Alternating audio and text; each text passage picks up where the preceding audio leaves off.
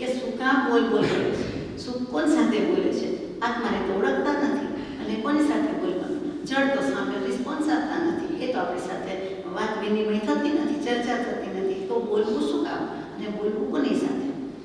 કેવી મજાની વાત કહી દીધી છે। એ જ વસ્તુ સમાધિ શતકમાં ગાથામાં મૂક્યું છે। 18મી ગાથા છે ઘણું કરીને કે જે મને રૂપ દેખાયા તે તો જાણે ન સર્વથા, જાણે તે તો ન દેખાય કોની સાથે કરું કથા। એમાં જ જવાબ આવી ગયો, ક્યાંય જવાબ લેવા જેવો ન પડે। આ પરમ પૂજ્ય બ્રહ્મચારીજીની સીધી સાદી સચોટ શૈલી, એક શબ્દ ઓછો કે અધિક નહીં, અને છતાં કહેવાનું બધું કહી દે, આ બાર બધું સમજી જાય તેવી। આમાં એક દૃષ્ટાંત આવે છે કે તમને આટલું બધું અંતરાત્માપણું પ્રગટાવવાનું શું કામ કહેવું છે? આપણે બહિરાત્મા છીએ તો વાંધો શું છે? અને કૃપાળુદેવને નહોતા ઓળખતા, જાણતા, કંઈ સાહિત્ય નહોતું, ક્ષમાપના નહોતી આવડતી, તો આપણે ટેસ્ટથી રહેતા હતા। અને હવે આપણને અપરાધ ભાવ આવ્યા જ કરે છે, ગિલ્ટ લાગ્યા જ કરે, ગિલ્ટી ફિલિંગ લાગ્યા જ કરે, મેં આ ખોટું કર્યું, મેં આ ખોટું કર્યું, મારે આમ ન કરાય, આમ ન કરાય। તો એવી રીતે કઠોપનિષદમાં આ બહિરાત્મા, અંતરાત્મા, પરમાત્મા માટે શબ્દો યોજ્યા છે। એમાં બહિરાત્માને તેઓ જ્ઞાનાત્મા કહે છે, જ્ઞાનાત્મા, બહુ વિચારવા જેવી વાત છે। પછી અંતરાત્માને મહદ આત્મા કહે છે, મહાન, મહાત્મા, મહાન પણ મહદ શબ્દ છે। પછી પરમાત્માને શાંત આત્મા કહે છે। એ તો આપણને સમજાય છે કે પરમાત્મા વિતરાગ, સંપૂર્ણ શાંત, એટલે બરોબર છે। વાંધો ક્યાં પડે, તર્ક ક્યાં ઉઠે, તો કે પહેલું બહિરાત્મા છે, બાહ્ય લક્ષ્ય, બાહ્ય દશા છે, તો પણ એને જ્ઞાન આત્મા કેમ કહ્યું? દરેક આત્માને બહિરાત્માપણું, અંતરાત્માપણું અને પરમાત્માપણું રહેલું છે, એમ આપણે માનીએ છીએ। આપણને કોઈ પૂછે તો આપણે કે હા, અમે તો બહિરાત્મા છીએ। અંતરાત્મા સામે દૃષ્ટિ કે ના ના, અમે બહિરાત્મા છે, ના અમે અંતરાત્મા થયા છે। પરમાત્મા તો કહે છે કે ભાઈ હું એવું હતું, એને કાંઈ વાંધો નથી, પણ આપણે જુદી કેટેગરીમાં મૂકીએ છીએ। તો ખરેખર એક જ આત્મામાં ત્રણેય વસ્તુ રહેલી છે, એમાં આપણે માનીએ છીએ? નથી માનતા। નાની પુરુષ કહે છે એટલે માનવું રહે કે કોઈ પણ આત્મા બહિરાત્મા પણ છે, અંતરાત્મા પણ છે, પરમાત્મા પણ છે। સાચી વાત? કોઈ પણ આત્મા, કીડી મકોડીને કહી દીધા, અને કોઈ નાનો માણસ હોય તો કહી દીધા, કોઈ નાનું નથી, કોઈ મોટું નથી, કોઈ નવું નથી, કોઈ જૂનું નથી। અભવ્ય આત્માને પણ પ્રભુ એમ કહે છે કે બહિરાત્મા, અંતરાત્મા, પરમાત્મા પણ એનામાં રહેલું છે, માનીએ? કડક ઉતરવું જરા મુશ્કેલ છે। નિગોદના જીવને પણ બહિરાત્મા, અંતરાત્મા, પરમાત્મા પણ રહેલું છે એમ કહે છે। નિગોદનું માની જાય કે પોટેન્શિયલી પડ્યું છે, ક્યારેક ઉદય આવશે, વ્યવહાર રાશિમાં આવશે, અને પછી એ કંઈક પ્રગતિ સાધી જાય, ઉન્નતિ કરી જાય, પણ અભવ્ય જીવને પણ ત્રણેય વસ્તુ કીધી છે, કેમ કહી હશે? વિચાર તો થાય।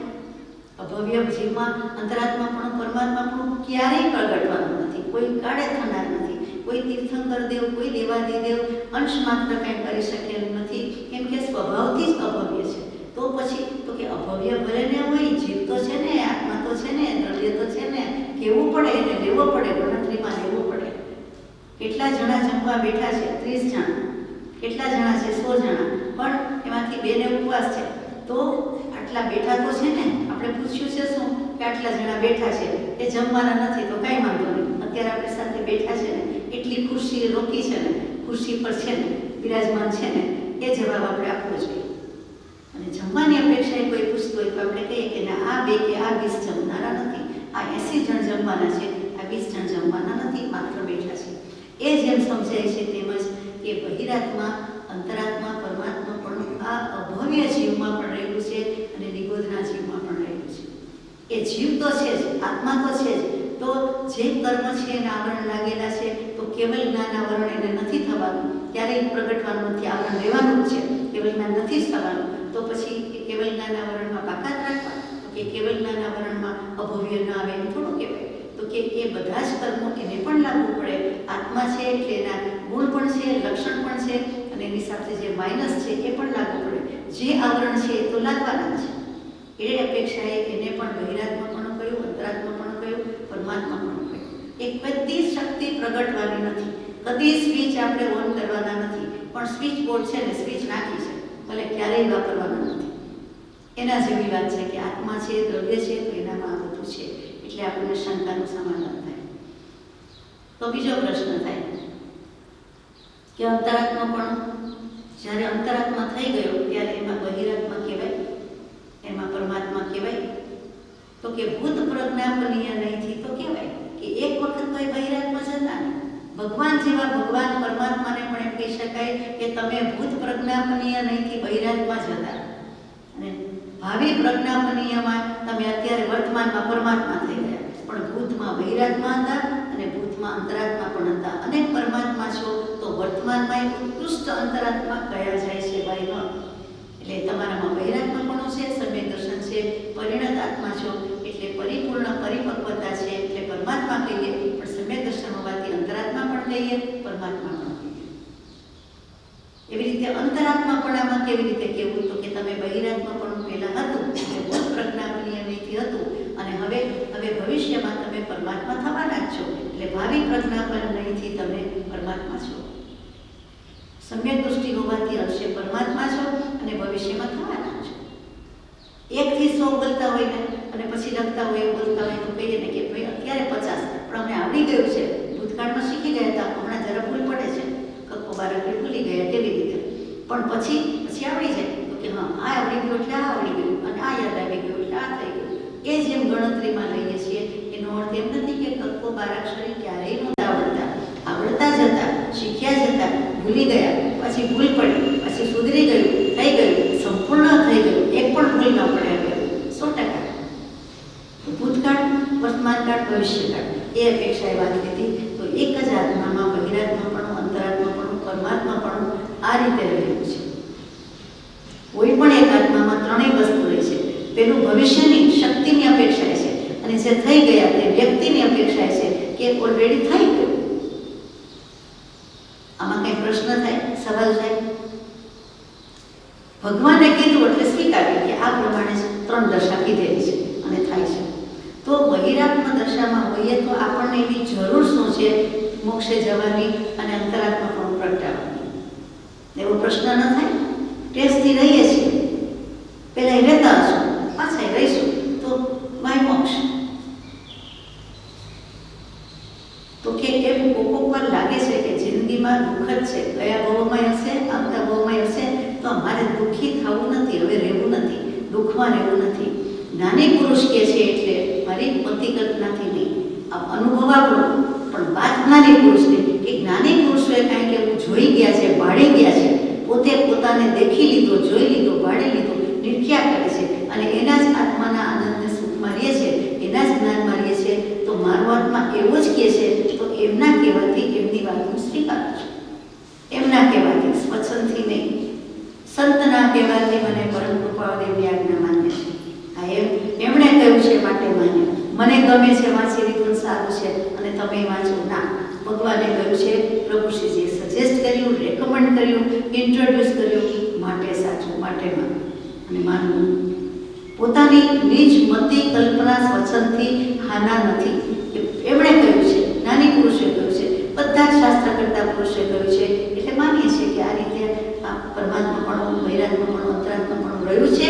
અને કાંઈક એવું છે કે પોતે શું ક્યાંથી છે આ એનો મારો શીખ જવાબ. પહેલા શું કરવાથી પોતે સુખી, શું કરવાથી પોતે દુઃખી.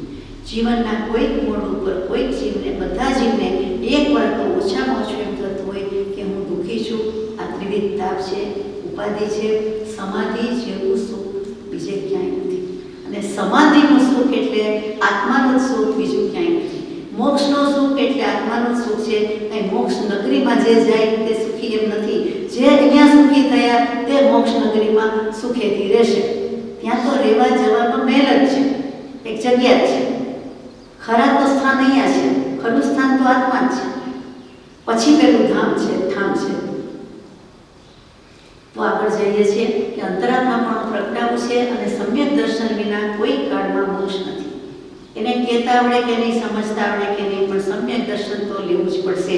વેદાંતી હોય કે વૈષ્ણવ હોય કે જૈન હોય કે ગમે તે હોય, સમ્યક દર્શનની ભાન નહીં હોય, એને કોને કહેવાય એ ખબર નહીં હોય, એની દશા તો સમ્યક દર્શનની લાવવી જ પડશે, દૃષ્ટિ તો સમ્યક કરવી જ પડશે.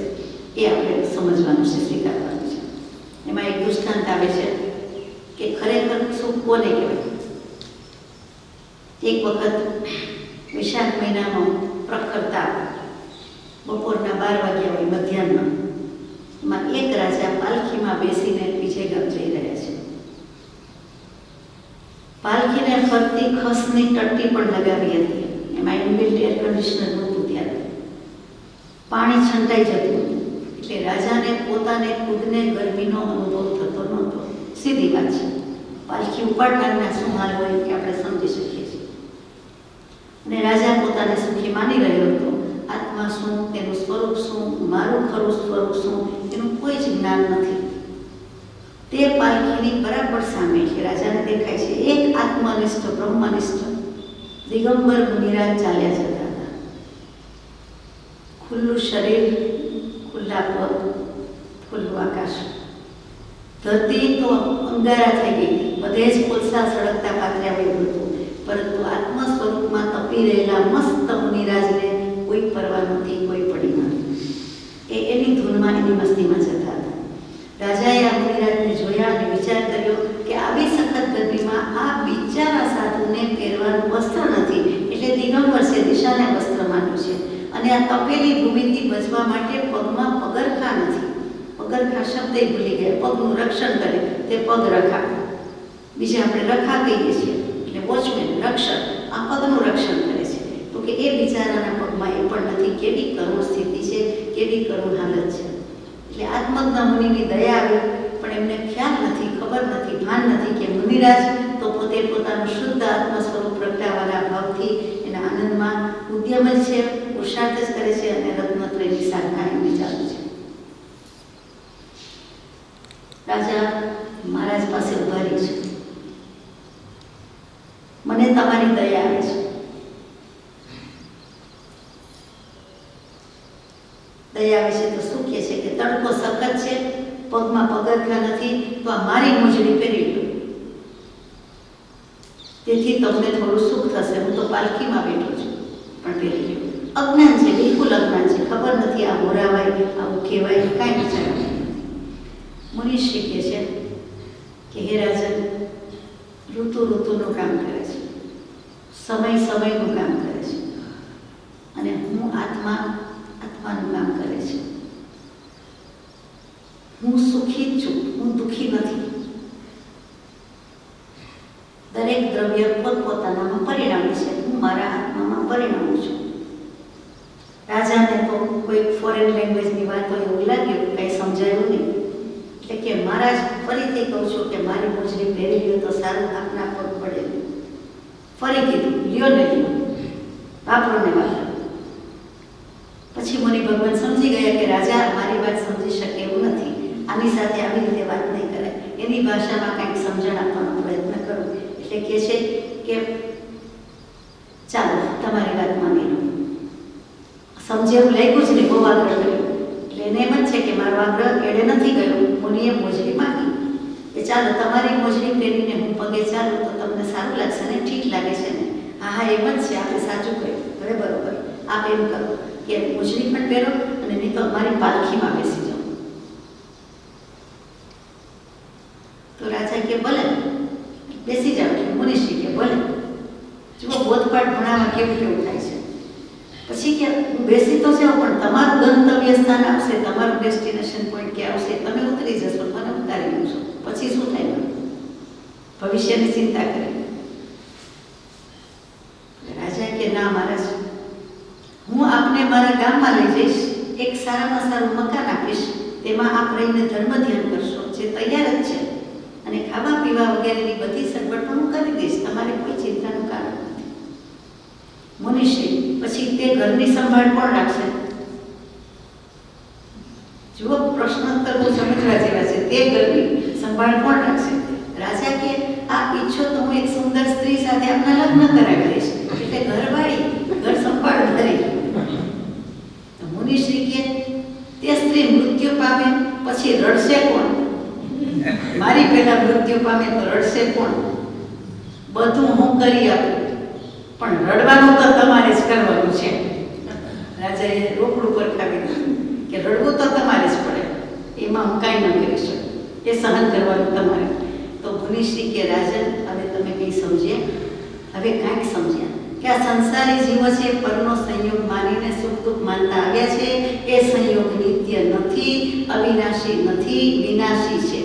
અને અમારે વાત કરવાની છે અવિનાશી તત્વની. એટલે જૈન મુનિ સર્વ સંયોગ, ઘર, કુટુંબ બધાને છોડીને સર્વ ભાવથી અવદાસીન્ય વૃત્તિ કરી માત્ર દેહ તે સંયમ હેતુ હોય જો, અન્ય કારણે અન્ય કશું કલ્પે નહીં, દેહે પણ કિંચિત મૂર્છા ન જોઈજો. કે આ અમારો સિદ્ધાંત, આ અમારો મંત્ર. એટલે અમે અમારી આત્માની શુદ્ધિ અને સિદ્ધિમાં જ પડ્યા છીએ અને પોતાના આત્માને એકત્વ વિભક્ત અનુભવીએ છીએ. કે આત્મા એક પણ છે અને વિભક્ત છે.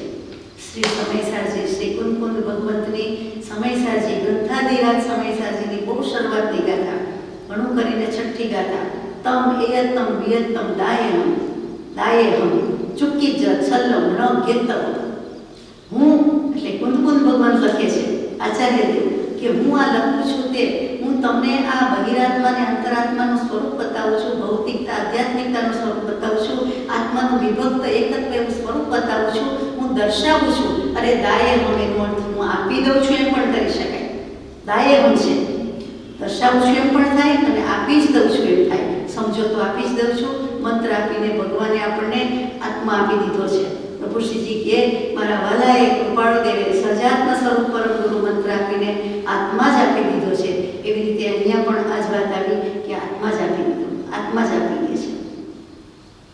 અને આત્માના અનુભવથી જ સુખ હોય છે, બાકી સુખ હોતું નથી. રાજા બહિરાત્મા છે, એની દૃષ્ટિ પર્યાયમાં છે અને પરપદાર્થમાં છે. એટલે પોતાનું અજ્ઞાન પ્રગટ થઈ ગયું પણ તેમને ખબર નથી. તો અહીંયા કુંદકુંદ ભગવાન કહે છે કે હું આપી દઉં છું, હવે ચૂકી જઈને છલ ગ્રહણ કરતા નહીં, ચૂકી જ છલ્લમ ન ઘેતમ.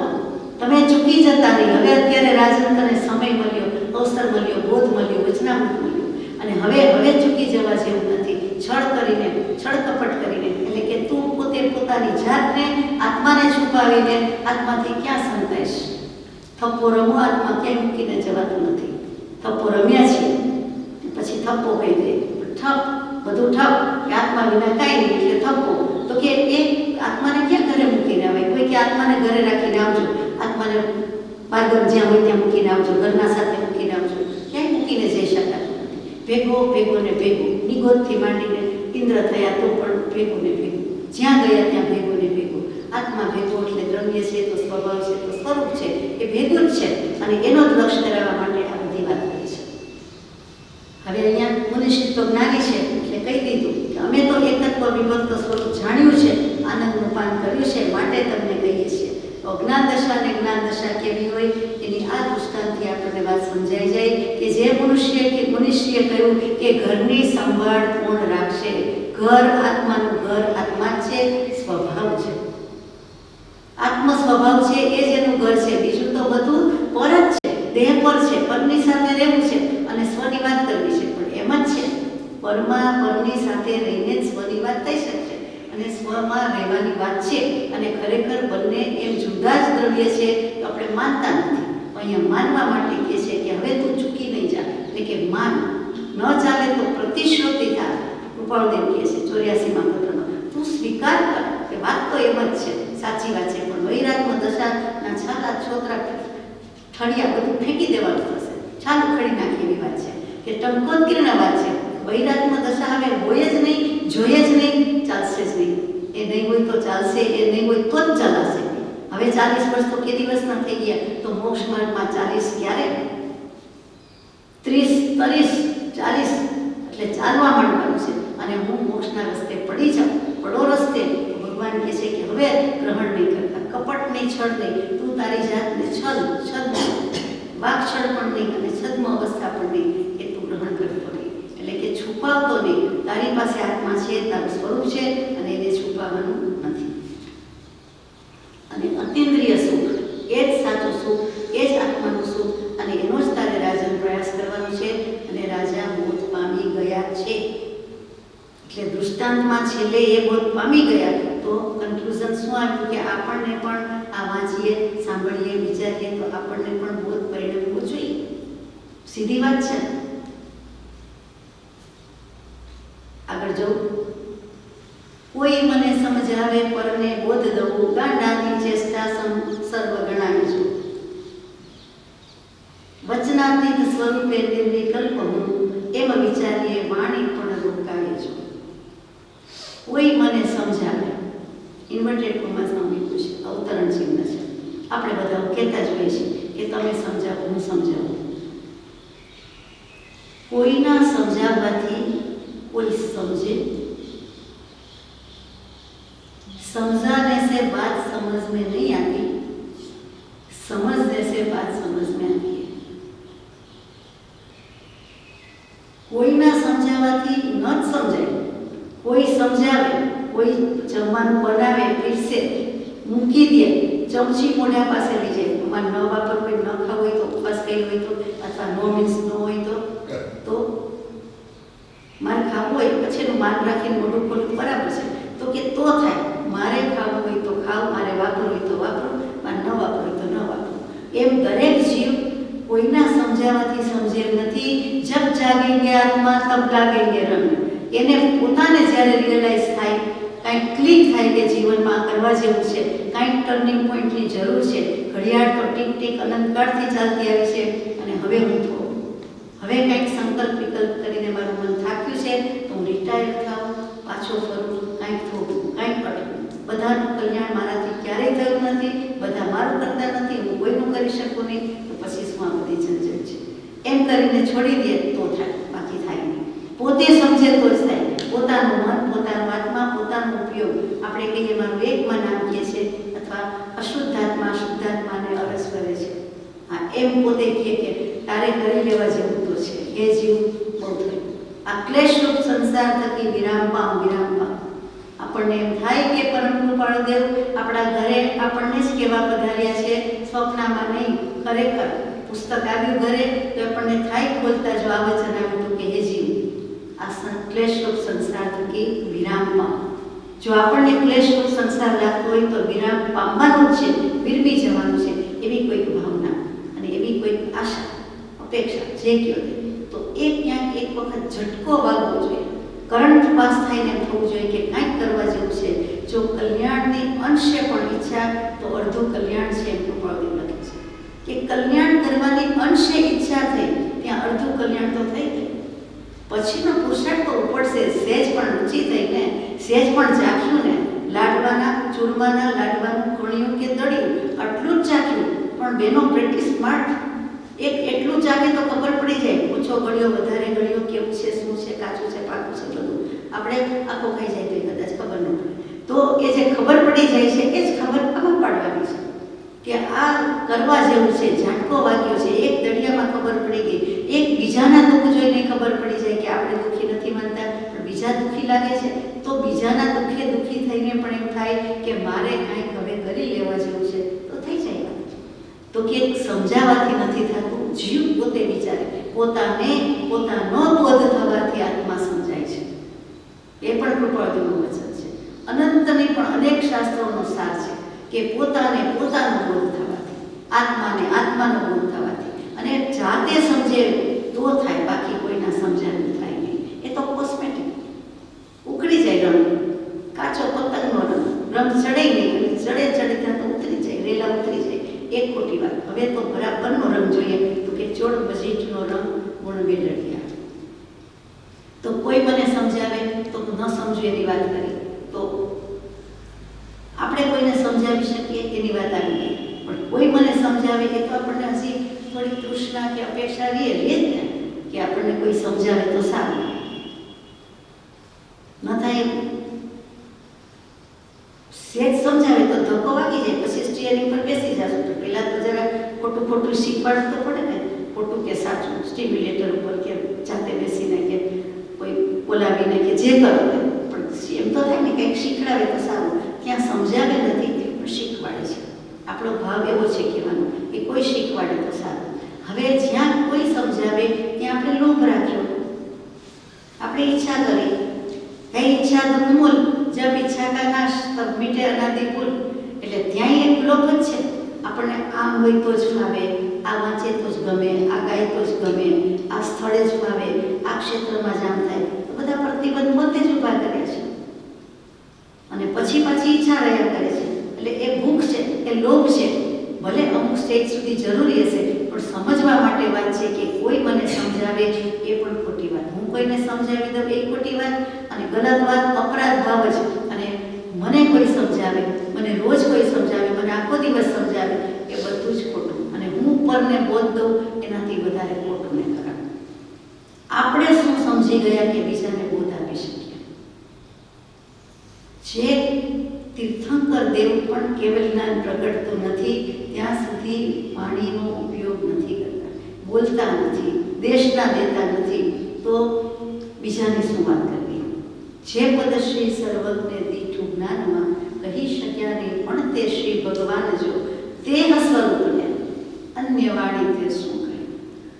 અનુભવ ગોચર માત્ર રહ્યું તે જ્ઞાન જો. એટલે આત્મજ્ઞાનની સમ્ય દર્શનની અનુભૂતિની વાત ન કહી જાય, એ કહી ન શકાય. એની આગળ પાછળ એના વિષયનું આનુષંગિક વિષયમાં બધું આવી ગયું, એ તો કહી શકાય. એ તો જેટલું આપણે એટલું સમજાય એટલું કહી શકાય. તો કે ના, પરને બોધ દઉં ત્યાં 3 પુત્રીવાળી વાત આવીને ઉભી રહી કે પોતે બોધ લીધો છે તો એ પોતાને જ પોતાના માટે જ રહેવો જોઈએ, બહાર નીકળી ન જવો જોઈએ. તો કે અમુકને એક પુત્રી 3 પુત્રીમાંથી એક પુત્રી કહે છે કે 2 કાનમાં હતી તો કાનમાં સળી નાખી, સોનાની સળી નાખી, તો પણ બીજા કાનમાંથી સોસરવી નીકળી ગઈ. 2 કાન સીધી લીટીમાં ખરા એટલે એને નીકળી ગઈ. આપણે સીધી લીટીમાં છે અને એવી બનાવી હતી પુત્રી. આપણે કદાચ એવી રચના હશે કે નહીં હોય. તો કે એક કાનથી કાન સાંભળ્યું ન સાંભળ્યું એમ કહેવાનું છે, હવામાં જતું રહ્યું. બીજાને તો કે એવી હતી પોલી કે નીકળી ગઈ પેટમાંથી કે વચ્ચેથી કે નહીં બોલ હશે એટલે નીકળી ગઈ, પડી ગઈ. એટલે આપણે કોઈને સમજાવવા, બોધ આપવા જઈએ, વાત કરવા જઈએ એટલે આપણે એ ખાલી કરી નાખીએ, ઠાલા થઈ ગયા કે ખાલી કહ્યું, ખાલી ચણો વાગે ઘણો એટલે તરત જ આપણે કંઈ કહી દીધું. મને ગમ્યું, મેં સાંભળ્યું, આજે જ વાંચ્યું, ઘણાને હોય કે આજકાલ જ વાંચ્યું સાંભળ્યું હોય ને તરત કહી દેવું જોઈએ. એ શબ્દ વાક્યનો પ્રયોગ કરે તો જ એને જમવાનું ભાવે. જેમ ન્યૂઝપેપરના વાત હોય એ બધી વાત કરવી હોય, વિકથા, રાજકથા, દેશકથા કે ભોજન કથા આપણને પ્રિય છે.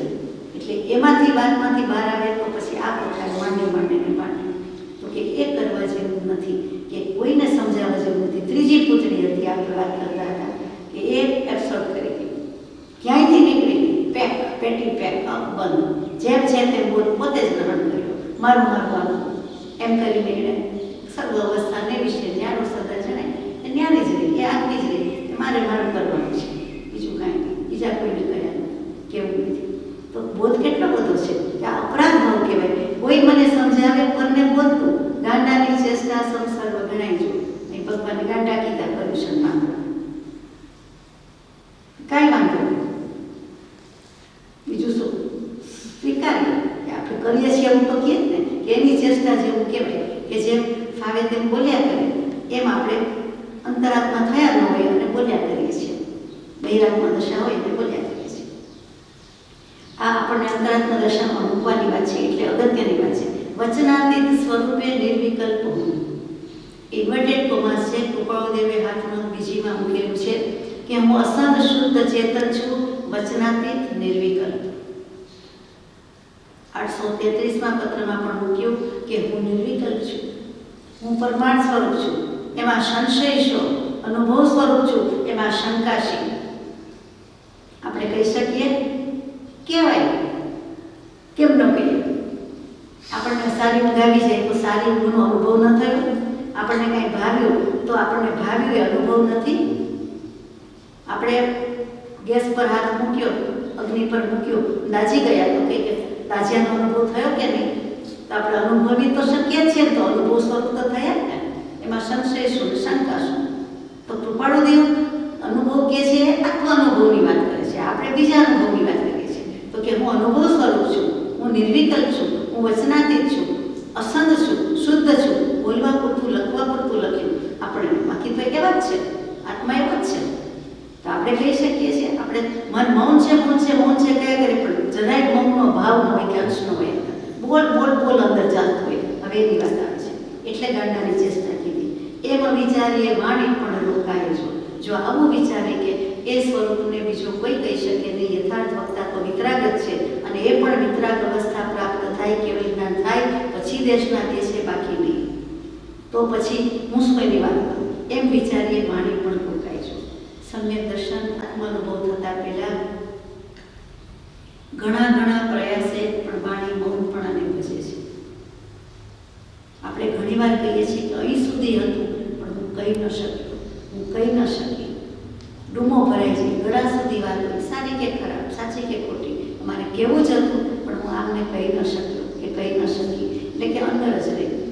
જેમ શિવજીએ સજ્જન કહેવાય, વિષને ઝેરને ક્યાંય મૂક્યું નહીં, રેડ્યું નહીં, આપ્યું નહીં, પોતાના અંદર પણ નહીં ગયું પણ ગળે જ રાખ્યું, કંઠે જ ધારણ કર્યું, માટે નીલકંઠ કહેવાય અને મહાદેવ કહેવાય અને સજ્જન કહેવાય. તીર્થંકર વિશેષણોને લાગુ પડી ગયા. એ જ વસ્તુ અહીંયા છે. આપણે પણ તો સજ્જન કહેવાય, દેવ કહેવાય, કેમ કે આત્મા જેવું કોઈ દેવ નથી અને આત્મા થઈને રહીએ. કેવી રીતે? તો કે અતિશય પ્રેરણાએ કરીને પણ વાણી મૌનપણાને ભજે છે. વાણી મૌન થઈ જાય છે. કંઈ બોલવું હોય પણ બોલી ન શકાય. આત્માની વાત બોલાય કેવી રીતે? જ્યારે આત્મા આત્માનો અનુભવ કરી રહ્યો છે એ શું બોલી શકે? એ કાંઈ ન કરી શકે. એ પરમાત્મા છે, એ સિદ્ધ દશામાં છે. તે વખતે એને સિદ્ધ જેવો કીધો, જેવો તો બોલવું પડે સમજવા માટે. એ સિદ્ધ જ છે તે સમયે, એ સમયે તે પરમાત્મા જ છે. તો પછી એ કોઈ સાથે શું કરી શકે? કાંઈ ચેષ્ટા ન કરી શકે. હાથ પગથી તો ન કરે, કાયાથી તો સ્થિર છે, કૌશલમાં છે, પણ મનથી પણ એવો સ્થિર છે કે સંકલ્પ વિકલ્પ અનંતકાળથી કરતો હતો. એનો ત્યારે છેદ ઉડી ગયો, ભેદ ઉડી ગયો. એ કેવું સુખ હોય? એ પરમ સુખ હોય, એ શાંતિ હોય, એ આનંદ હોય, એ જ્ઞાન હોય, એ બધાનો અનુભવ થઈ ગયો છે. માટે એમ કહે કે એમ વિચારે વાણી પણ રોકાય જો. કૃપાળદેવનો 397-398 પત્રમાં મૂકેલું છે કે અતિશય પ્રેરણાએ કરીને વાણી મૌનપણાને પ્રાપ્ત થાય. બોલ્યું બોલાય નહીં, કોઈ બોલી શકે નહીં. ગમે તેટલું કેવું હોય ને કૃપાળદેવ પ્રગટ થાય ને કે તમે બોલો, તું સમજાવો, તું વાત કર. આપણે કરી શકીએ? આપણા ગજા છે, ભેજા છે, કાંઈ નથી. અને આપણે વિનય પણ રાખીએ અને આપણે બોલી જ ન શકીએ. રાખીને વિચારીને વિનય કરીએ એમ નહીં, પણ આપણે નિર્વિકલ્પ જ થઈ જઈએ. આપણે એવા અનુભવમાં મુકાઈ જવા જોઈએ. એ વસ્તુ આવીને ઊભી રહે છે તો કે આપણને એ વખતે કોઈ બીજું ભાન નથી, વિકલ્પ નથી, સંકલ્પ નથી. એટલે કે મૌન છે. મૌન શું છે? મૌન મૂળ એવું બોલવું નહીં, એ તો બાહ્ય વાચા થઈ. અંતરવાચાની વાત હવે આવે એટલે લઈએ તો કે મૌન મૂન ટુ નો, ગમ ટુ નો, ગમ ટુ ગો કહીએ એમ મૂન, ધ મૂન નહીં, ચંદ્રમા નહીં, પણ મૂન એટલે જાણવું. ને જાણપણું પ્રાપ્ત થયું તે મૌન તે સંકેત આચરણ સૂત્રની ગાથા છે. જમ સંમતિ પોષવતમ મણંતી જે વાત આવે છે કે જ્યાં મૌન ત્યાં સંકેત, ત્યાં સંકેત ત્યાં મૌન. કૃપાળદેવે પણ રચનાપુંજીમાં મૂક્યું છે. હા, એ મૌન નિશ્ચય સર્વે જ્ઞાનીનો આવી અત્ર સમાય ધરી મૌનતા એમ કહી સહજ સમાધિમાં. આ સહજ સમાધિ કબીર સાહેબની સહજ સમાધિ આવી જ કંઈક હોવી જોઈએ. સાધુ સહજ સમાધિ બની. એટલે જ્યાં ને ત્યાં સ્ફૂર્તિકારોએ આપણને નાની પુરુષોએ શાસ્ત્ર કરતા એ લક્ષ્ય તો આ જ કરાવ્યું છે. અને એ જ કૃપાળદેવે મૂક્યું કે અહીંયા સમાધિ શતક, પરમાત્મા પ્રકાશ અને એ બંનેનું કોમ્બિનેશન. અને એવું આ પ્રજ્ઞાબોધમાં 3 આત્મામાં કૃપાળદેવે 12 મણકો લખાવ્યો 3 આત્મા પ્રજ્ઞાબોધમાં. અને પછી આ 15મું પુષ્પ તે પણ છે લખ્યું. બાહ્ય અને અંતરવાચાને રોકતા યોગી પ્રગટાવે પરમાત્મા પ્રદીપ જો. સર્વે ઇન્દ્રિયના સંયમને સાધતા કર્મન સ્થિર પરમાત્મા તુજ સમીપજો. સમાધિ શતકની 17મી ગાથા અને આ 3 આત્માની 21મી ગાથા કોઈ ફેર નથી. જે સમાધિ શતક 1 થી 17 ગાથા સુધી પ્રભુશ્રીજીને વિક્રમ સંવત 1949ના મુંબઈના ચીજ પોખલીના ઉપાશ્રયમાં સમજાવ્યું. અગર કૃપાળદેવની પેઢી ઉપર છે, ઉપાશ્રયમાં ન પણ અનુકૂળતા આવ્યું તો કે એ જે સમજાવ્યું, જ્યારે જેટલું સમજાવ્યું હોય તે એ જે 1 થી 17 ગાથાની વાત છે. અને 17મી ગાથા એટલે આ જ ગાથા કે જે હાર્દ છે, અર્ક છે, મુખ્ય વાત છે તે આ છે. શું છે કે બાહ્ય અને અંતરવાચાને રોકતા બહિર્વાચા જે આપણે બધા બોલીએ છીએ અને અંતરવાચાને રોકવાની છે.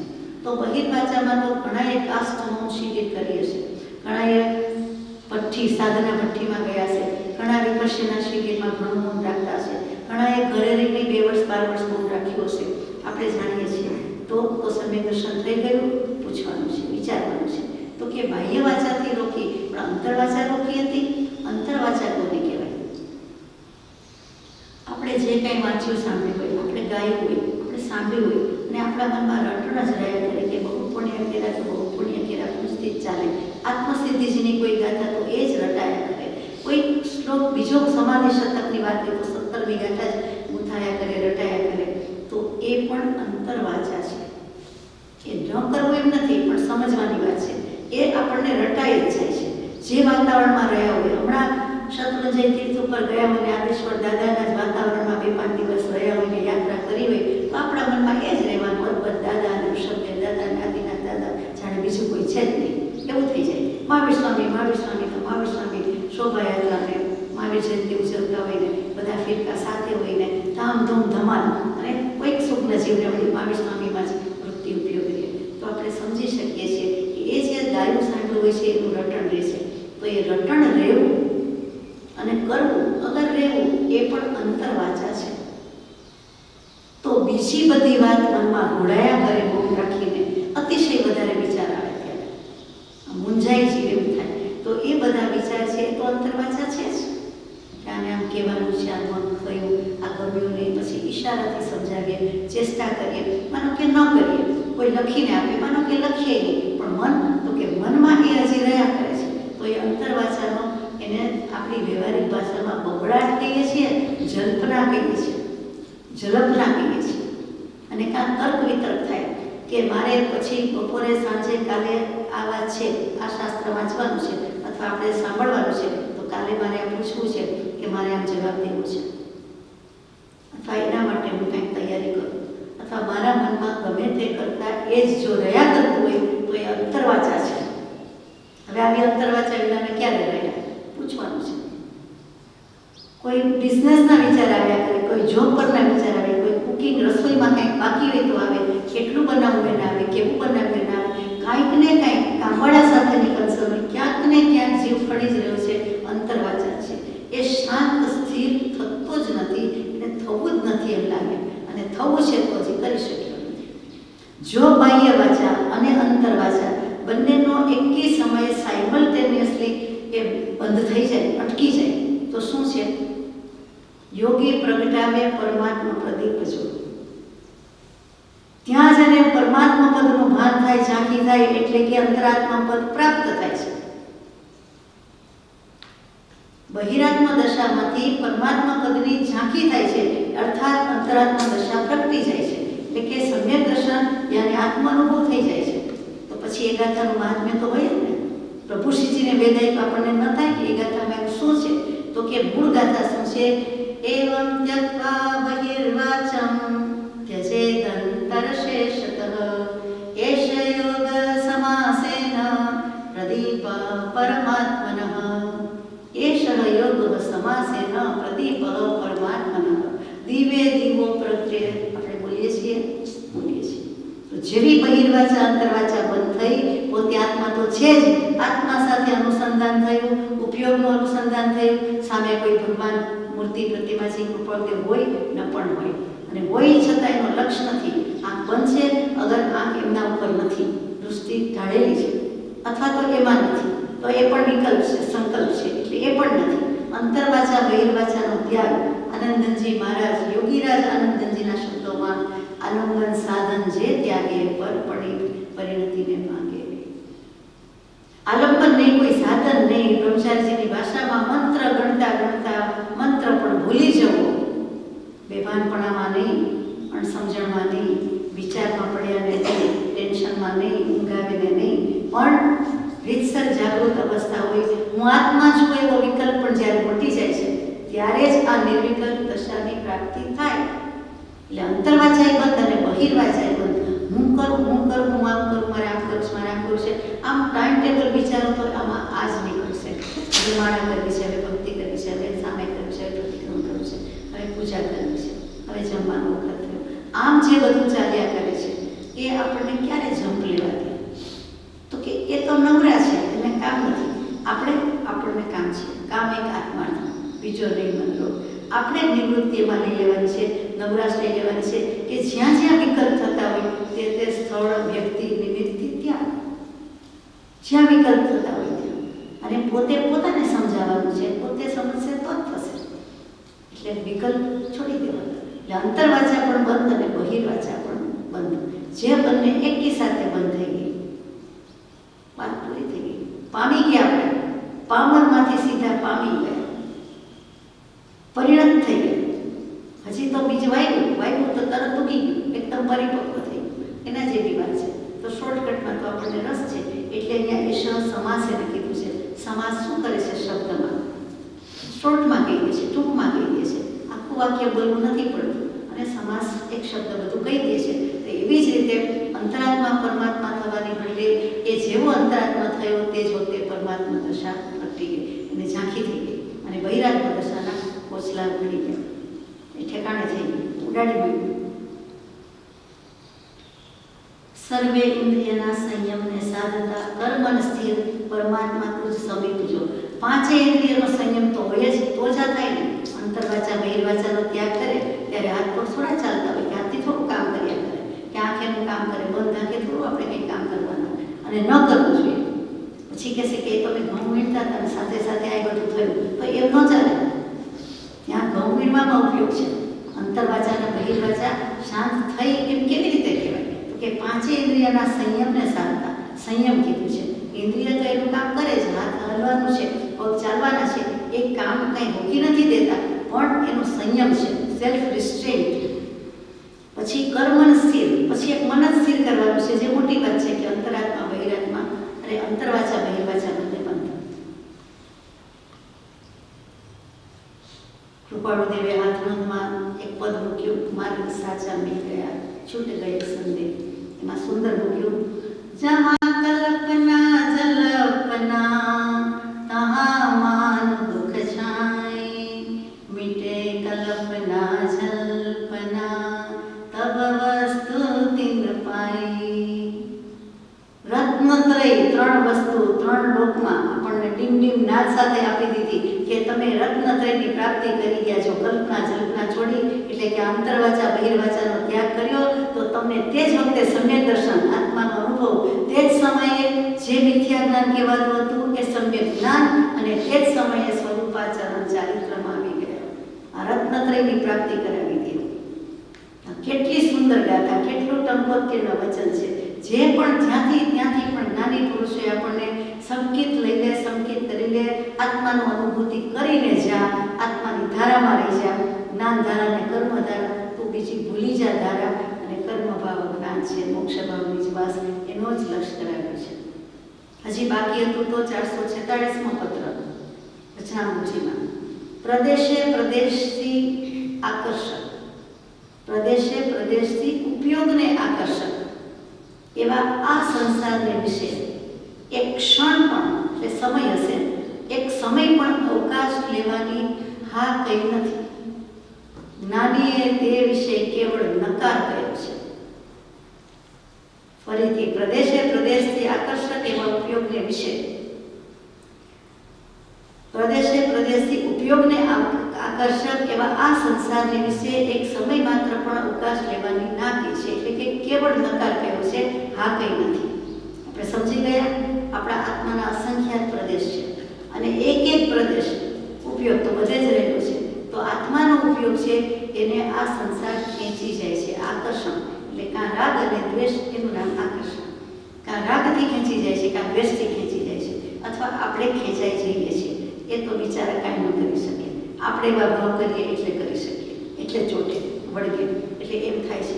પણ તે જ સમયે જો એક ક્ષણ એટલે એક સમય પણ અવકાશ પામે, પણ ઉપયોગ અવકાશ પામે, તો એ અનન્ય થાય છે. ન અન્ય, આત્મા અનન્ય જ છે, બીજો નથી. મારો આત્મા જેવો હોય એવો પણ મારો જ છે, તમારો જેવો હોય એવો તમારો જ છે, ભગવાનનો ભગવાનનો છે. દરેકના દ્રવ્ય ક્ષેત્રકાળ ભાગ જુદા જ છે. તો કે એ વખતે ઉપયોગ અનન્ય થાય છે. એટલે શું થયું કે ઉપયોગ આત્મામાં જ રહે છે, અન્ય ક્યાંય જતો નથી. એકમાત્ર આત્મામાં જ ઉપયોગ રહે છે. સાચી વાત? કૃપાળુદેવે લખ્યું અને પછી પાછું કીધું કે આ જે અનુભવ વાર્તા છે, એટલે કે આત્મા અનુભવવાની આ વાર્તા કયો, વાત કયો, હકીકત કયો, વૃત્તાંત કયો, આખી સ્ટોરી કહી દીધી, આખી પ્રોસેસ કહી દીધી, પ્રોસિજર કહી દીધી. જે કયો તે પ્રોસિજર કરવાની બાકી છે, પ્રોસેસ તૈયાર છે. ચોખ્ખું કહી દીધું છે કે એ ઉપયોગની બલિયારી છે. ઉપયોગ ઉપર જ વાત કહી કે તે પેલામાં ન જાય, અંતરવાચા બહિર્વાચામાં ન જાય, કોઈ પણ દ્રવ્ય પ્રત્યે કે વ્યક્તિ પ્રત્યે દ્રવ્યમાં બધા આવી જ ગયા કે વિભાવ પરિણતિ ન કરે, વિભાવ પ્રભાવ કરે જ નહીં, તો રે ક્યાં, આ જાય ક્યાં, બહાર ગામ તો જતો નથી, ત્યાં જ હોય છે, તો કે ત્યાં જ આવીને ઊભો રહે છે, એમાં સ્થિરતા કરે છે, એટલે કે આત્માનો અનુભવ થઈ જાય છે ત્યાં. તો આટલી સુંદર વાત આપણને અહીંયા મૂકી દીધી છે, ધીમેથી મૂકી દીધી છે. આગળ જઈએ. તજી બહિરાત્મપણું અંતરમાં સ્થિર થાય, સર્વે સંકલ્પોથી ભિન્ન સ્વરૂપ જો પરમાત્મા.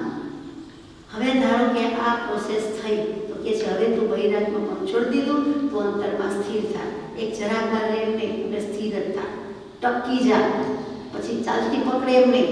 આપણે એમ કે અડધી વાત સાંભળે, પોણી સાંભળે, હવે આવી ગયો, હવે સારું છે ને, બસ પછી આપણે ચાલતી પકડીએ, કોઈની વાત સાંભળીએ પણ નહીં, ઊભા પણ રહીએ, ચાલવા માંડીએ, કોઈ વાર કહીને ને કોઈ વાર વગર કહીને, તો કે એમ નહીં, તું હવે સ્થિર થાય, છે ત્યાં જ રહે. સ્ટેચ્યુની રમત રમે ને બધા આપણે રમતા, જેમ છે તેમ, તો સ્ટેચ્યુ. પછી સ્વરૂપ કોનું ભાવવાનું છે, તો કે પરમાત્માનું. હવે અંતરાત્મા થયો એટલે હવે હું પરમાત્માની ઝાંકી દે, એટલે મારે ત્યાં જવું છે. એકલો આવડી ગયો એટલે મિનિટે 10 થયું, મારે તો 100 લેવાના છે, એટલે હવે ગાડી પાટા પર.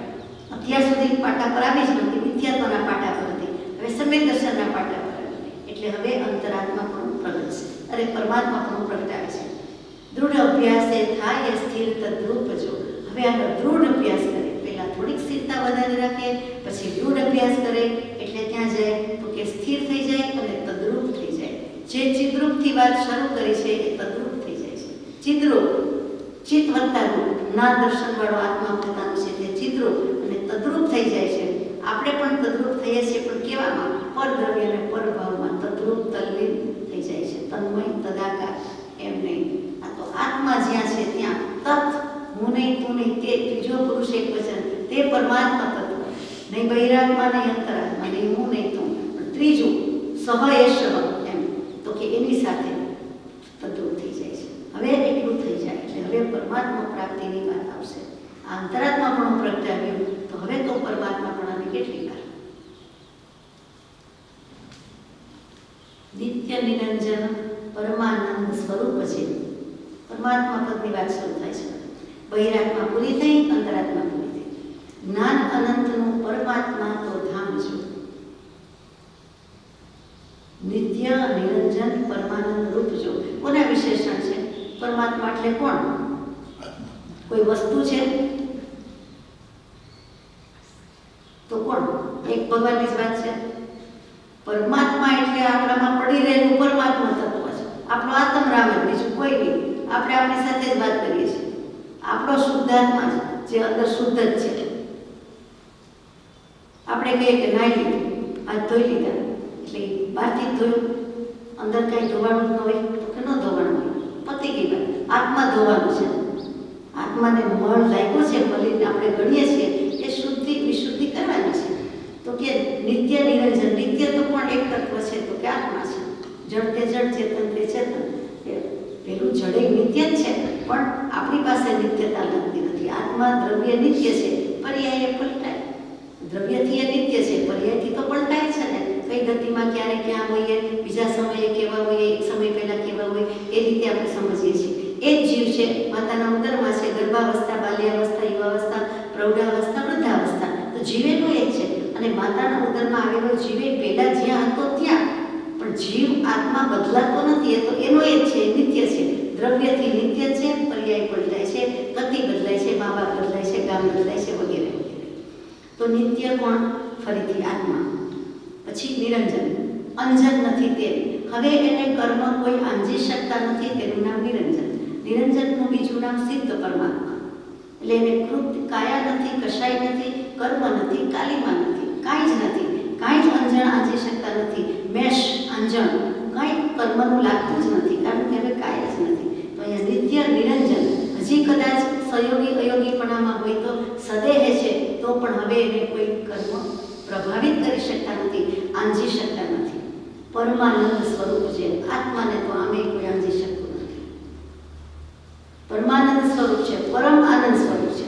પછી જ્ઞાન અનંતનું પરમાત્મા તો ધામ જો. એ અનંત જ્ઞાન એમાં રહેલું છે, એને રહેવાનું ઠેકાણું જ પરમાત્મા છે.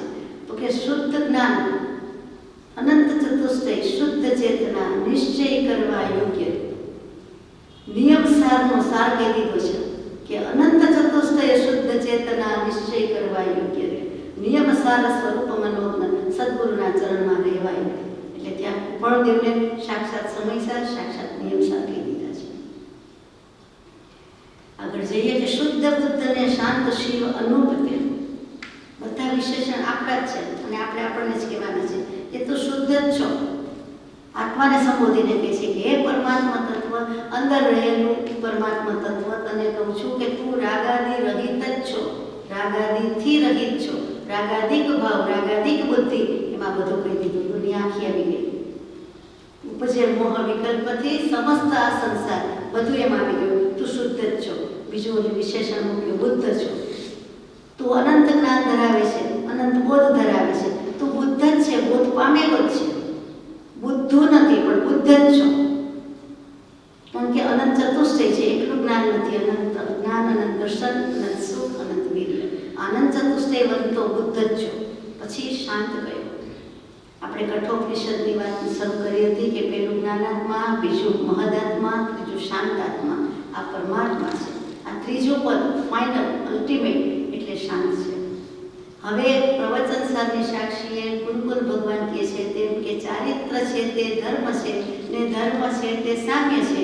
તે સામ્ય જીવનો મોહ ક્ષોભ વિહીન નિજ પરિણામ છે. મોહ ખોહ વિહીનો અપર્ણ સમો, એટલે ત્યાં મોહય નથી ને ક્ષોભય નથી, રાગય નથી ને દ્વેષય નથી. એ અનુભવ સમુદ્રમાં સ્થિત છે. એટલે હવે ત્યાં ખળભળાટ નથી, સંકલ્પ વિકલ્પના મોજા નથી. ભલે અનુભવ સમુદ્ર છે, ઊંડો ઘણો હોય અને શાંત હોય સમુદ્ર, તો કે એ સમુદ્રમાં છે.